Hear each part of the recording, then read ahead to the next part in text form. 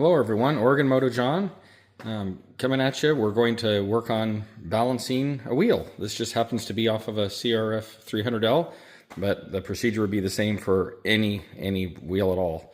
So a common scenario is you mount a new tire, or like in this case I added a wheel lock. I added a light lock 2 by Motion Pro, and this is for the front tire. They are pretty light. But in this case, you can see when I spin this wheel, you can see we end up, and this is just a Tusk balancing stand. It's also a truing stand, but I haven't used that feature much at all. I just use it for balancing wheels. You could do this with just an axle bolt and the bearings, but this is probably a little more accurate because it has these little bearings that this runs on in the stand. So you can see the lowest point right now, or the heaviest point of the wheel, is this lock. And this wheel lock, okay? We use these so that if you got a flat, or especially the back wheel under drive of the motor, or this front wheel braking, this tire doesn't slip on the rim. Or if you got a flat, then you could run a little bit without this tire slipping off for a little longer probably with a wheel lock. But anyway, good thing to have, so I always add them. So this is what I added. It's not heavy at all, but it's heavy enough to where it's the heavy spot, and when you're driving along really at 50 or 60, you can feel that a little bit. When you're going down the highway, there's a slight vibration in the wheel. It's very slight, but noticeable, mainly at 50, 60 plus miles per hour. If you're off-road or just, at lower speeds, you won't notice it. But if you're going to be going on the highway, it doesn't hurt to do it. So what you do is you spin this wheel, okay, and you can see it's turning, and eventually it's going to go to where it's going to settle at the heaviest point of the wheel is going to drop to the bottom. And we have the tube at the other end, or the valve stem, and then we have this rim lock. Now, I've done this a few times, and I know it's always the same outcome. The rim lock ends up at the bottom, or close to it. If we didn't have the valve stem over here, it'd probably end up exactly at the bottom.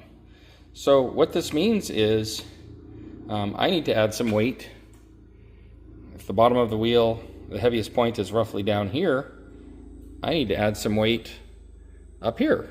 So to do that, I'm just going to start with probably one of my lighter weights and put it opposite the lowest point and see what happens. Now I added the smallest weight. I don't think that's going to do anything, but I'll just offset this wheel a little bit, and then I'll let this kind of spin to the bottom again and see what it does.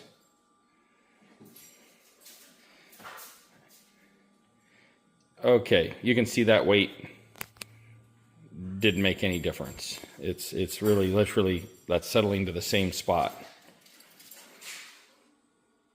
Okay, so we need more weight.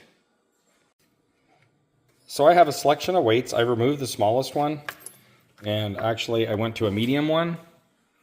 And let's just give this a little spin, offset it, and then let's see what that wheel lock does now. And eventually you'll notice instead of the wheel lock going to the bottom all the time, it will be a little more randomized.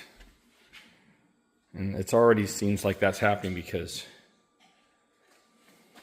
it's a little harder for that to settle to the bottom. Okay, nope, still is going to the bottom. Let's add a tad more weight. Let's go from, see, we have a medium one on there now. Let's add one of these large ones, and they just have like a little Allen key that comes in them, and they mount up and over the spoke. And we're starting with directly across from the low point. So let's remove this one and put a heavier one on there. Okay, so we have a heavier weight on there. Let's give this a little spin, bring this up to the top, and then see if it goes to the bottom again. Those wheel locks, they do more to put your wheel out of balance than you would think. I know what to feel for, and so I could feel it yesterday. I just threw this wheel on and went riding. Okay, a little more randomized here. Okay. But still, you can see what wants to settle to the bottom is our wheel lock. So let's add, okay, so we have the maximum weight on this spoke. Let's add maybe a medium weight on the spoke next to it. Okay, I added my second weight up here, right here. And now you can already see that the wheel lock is on its own accord moving upwards. That means it's not the heaviest point. So my wheel lock was always settling down in this area, and now it's settling to a different point. Let's give it a little bit of a spin and see what happens. You can see our wheel lock is at the top, our weights are down here, and we're just waiting to see how this ends up.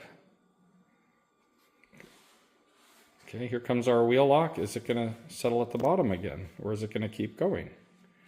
Here's our wheel lock here. Oh, it's not settling at the bottom anymore. Okay, our weights are over here. Are they going to settle to the bottom? No. It's almost like you have this here and this over here, so it's like I would say we're in balance. Now, if this went to the very bottom of the wheel, let's say I spun it, yeah, I'm going to go with that. And we spun this to the bottom, and these weights ended up here. I'd say we were a little heavy, and I would probably swap this out for something lighter. And what would something lighter look like? It would look like one of those. I'd probably go to this one first, and then that one if that's too heavy. So that's how you do it. That wheel is balanced. And we could chuck it again, but I found once they end up to where you have the wheel lock here and the weights are roughly across from them, not perfect, but you don't have the weight settling to the bottom or the wheel lock settling to the bottom, I found we're good. And that's how you balance a wheel. It's really easy. I love these spoke weights. I think they call them Nomar spoke weights. You can see here, Nomar chrome spoke weights. They also make them in copper. I have copper ones on hand, and you can see some of them are really heavy. Like if you do a back wheel, they can be kind of out of balance. And so,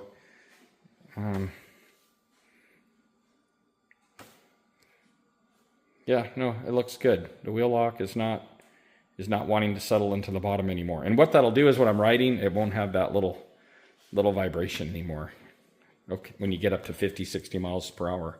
Okay, well there you have it. I'll make sure I snug these up here. The wheel rotation is this way, and so I usually just put the little back end towards the back of the spoke, so when this is rotating, it's not filling up. This isn't filling up with stuff. And then we'll just tighten these down, and that's all there is to it. That's how you balance a wheel. And the back wheel is the same procedure. There's just the rim lock is a little bigger in a back wheel. It's wider, and so the only difference is you'll be using bigger weights and more weights to do the back wheel. I haven't balanced my back wheel yet. I don't typically feel it that much in the back wheel, but next time I have the wheel off, I'll probably balance it. There you go. I hope this helps. These Tusk truing stands, balancing stands, they're not expensive. I don't remember what they are. Rocky Mountain ATV has them. I'm sure they'd have these weights too. You can use stick-on weights, but I like these because they're reusable and you just take them on and off. And even with my most severe bikes that I take off-road, I've never lost a weight, knock on wood, so you wouldn't think they'd stay on, but they do. And they don't damage the spokes. So anyway, hope this helps. That's how you balance a wheel, a dirt bike wheel, dual sport wheel. You would probably need to do this on a dirt bike, but I notice you can feel it on the street. So there you have it. Good luck. Don't be afraid to, balance your wheel. We could put this, if you had a vise, you could put this bolt in a vise and open that vise up and let this spin on the bearings of the wheel itself and probably do okay, but these little bearings in here make this so good. And you can put it on your workbench just to make it a little more comfortable. So there you have it. All right, good luck. Get out there, balance your wheels. Definitely something you can do yourself. Super easy. I couldn't take it. The curiosity got the best of me. Here's my rear wheel. This is more typical. The rim lock is dead center at the bottom. I can lift that up and see it's going to go right to the bottom. and that's where it's going to settle. So that's more typical. So we're going to need to put, I can tell, a big weight just opposite that rim lock. So, you know, probably I would say on this spoke and this spoke, and maybe even this one, probably all three, but let's start adding weights. See, two large weights, and no matter what I do, that still drops to the bottom. Not as harsh in a harsh manner, but I'm going to go with the third weight. So here we are spinning it. It's a little more randomized, but I think that here's the weights here. Here's the wheel lock there. You can see the wheel lock still likes to overpower those other weights.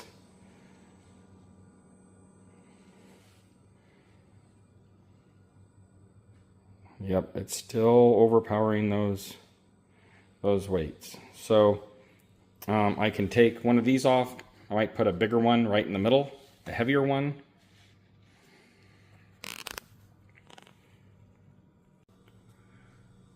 Okay, no matter how many times I spin this, I end up with the weights and the rim lock across from each other. It could be this side, the weights can end up over there, over here, but neither one of these are ending up at the bottom, so we are in balance. And it took a little finagling, a little taking weights on, weights off. That's why it's nice to have weights waiting in the wings so you can play around with them a little bit.